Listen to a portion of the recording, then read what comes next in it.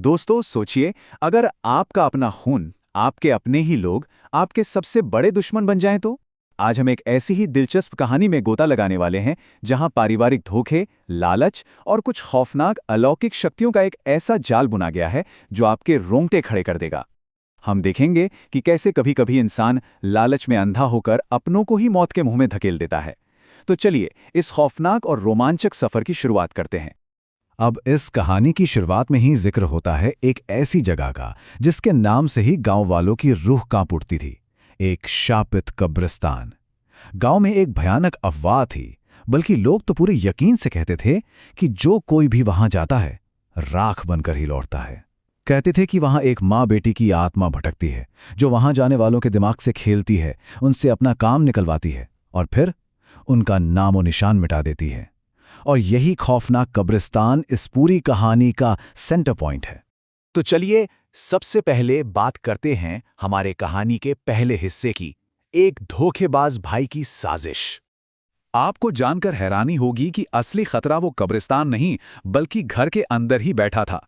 एक तरफ है बड़ा भाई विष्णु और उसकी पत्नी मीना, जिनके दिमाग में सिर्फ और सिर्फ पुश्तैनी दौलत हड़पने का लालच भरा है, और इस लालच में वो अपने ही छोटी भाई की मौत की साजिश रच रहे हैं।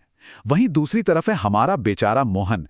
वो इतना भोला और परिवार के प्रति इतना वफादार है कि अपने भाई भाभी को कर्ज से बचाने के लिए अपनी जान तक दांव पर लगाने को तैयार है। एक तरफ भयानक लालच और दूसरी तरफ अंधी वफादारी। ये विरोधाभास सच में हैरान करने वाला है। अब देखिए, विष्णु का शातिर दिमाग। उसने ये पूरी प्लानिंग बहुत ही चालाकी से की। पहला कदम, उसने और उसकी पत्नी ने मोहन को भूखा रखना शुरू कर दिया, ताकि वो शरीर और दिमाग दोनों से कमजोर पड़ जाए। दूसरा कदम तो और भी खतरनाक था। विष्णु ने सीधे गांव के जमींदार को पूरे 1000 रुपए की रिश्वत थमा दी। क्यों? ताकि जमींदार घर आकर कर्ज वसूली का एक झूठा नाटक रचे और मीना को ले जाने की धमकी दे। और फिर आता है तीसरा और आखिरी कदम। इसी झूठे कर्ज को चुकाने का बहाना देकर विष्णु ने मोहन को उसी शापित कब्रिस्तान में एक शाही खजाने की तलाश में भेज दिया। मतलब सांप भी मर जाए और लाठी भी ना टूटे। और यहीं से शुरू होता है हमारा दूसरा पड़ाव, शापित कब्रिस्तान का रहस्य। बेचारा मोहन, उसे तो बस अपने परिवार को बचाना था। इसी अंधी वफादारी में वो सीधा उस खौफनाक कब्रिस्तान के अंदर चला जाता है। उससे दूर दूर तक इस बात का कोई अंदाजा नहीं है कि वहां कोई खजाना वजाना नहीं रखा है, बल्कि मौत के रूप में भयानक आत्माएं उसका इंतजार कर रही हैं। अपनों पर किए गए इस अंधे विश्वास ने उसे सीधे मौत के जाल में फंसा दिया था। अब हम आते हैं तीसरे हिस्से पर, आत्माओं का मायाजाल। जैसे विष्णु ने इंसानी दुनिया में धोखा दिया था, बिल्कुल वैसे ही इन आत्माओं ने अपनी दुनिया में एक जाल बिछा रखा था। होता क्या है, शाम को मोहन की मुलाकात एक रोती हुई लड़की माया और उसकी मां रेखा से होती हैं। वो मोहन के सामने एक बहुत ही आलीशान महल का भ्रम पैदा करती हैं और उसे बातों में उलझाकर भाई बहन के रिश्ते में बांध लेती हैं। लेकिन असली खेल शुरू होता है ठीक आधी रात को। वो महल अचानक से गायब हो जाता है और दोनों आत्माएं अपने असली डरावने रूप में आ जाती हैं।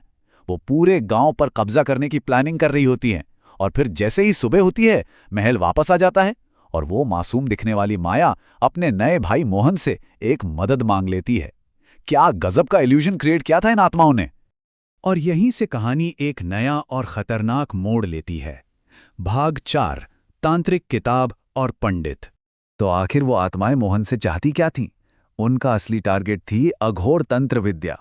ये काले जादू की एक बहुत ही पावरफुल किताब थी, जो असल में गांव के पंडित जी के पास रखी थी। सोचिए, अगर वो किताब इन आत्माओं के हाथ लग जाती तो क्या होता? वो कब्रिस्तान की उस कैद को तोड़कर बाहर आ जाती और पूरे गांव में तबाही मचा देती। माया ने मोहन से उसी किताब को चुरा कर लाने को कहा था। अब मोहन अपनी उस नकली बहन से किए वादे में इतना अंधा हो चुका था कि वो सीधा अपने ही मामा के घर पहुंच गया, जो कि और कोई नहीं बल्कि वही गांव के पंडित थे। राक्षसों के असली इरादों से बिल्कुल बेखबर मोहन वहां से चुपके से वो खतरनाक किताब चुरा लेता है।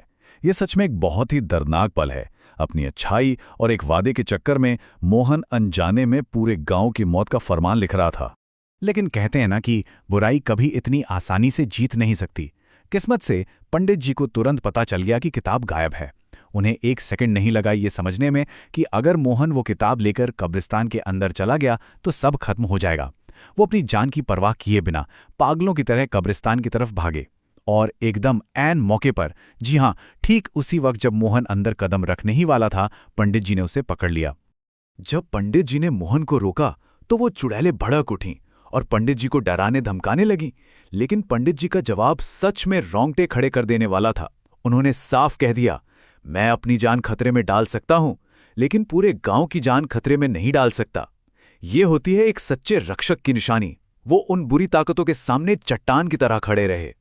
और फिर जब उन आत्माओं ने हमला करने की कोशिश की तो पंडित जी ने अपना ब्रह्मास्त्र निकाल लिया। उन्होंने एक बेहद शक्तिशाली मंत्र पढ़ना शुरू कर दिया। उस मंत्र में इतनी ताकत थी कि उन आत्माओं का शरीर जलने लगा। उनका बनाया हुआ पूरा मायाजाल ताश के पत्तों की तरह ढह गया। हार मानकर उन्हें वापस उसी अंधेरे में लौटना पड़ा और इस तरह गांव पर मंडरा रहा वो खौफनाक खतरा हमेशा के लिए टल गया। तो भूत प्रेत का किस्सा तो खत्म हुआ, लेकिन असली न्याय अभी बाकी था। चलिए देखते हैं भाग 5, सच का पर्दाफाश और अंतिम न्याय। अब समय आ गया था मोहन के सामने से झूठ का पर्दा हटाने का। पंडित जी ने मोहन को जो सच बताया उसने मोहन की दुनिया ही हिला दी।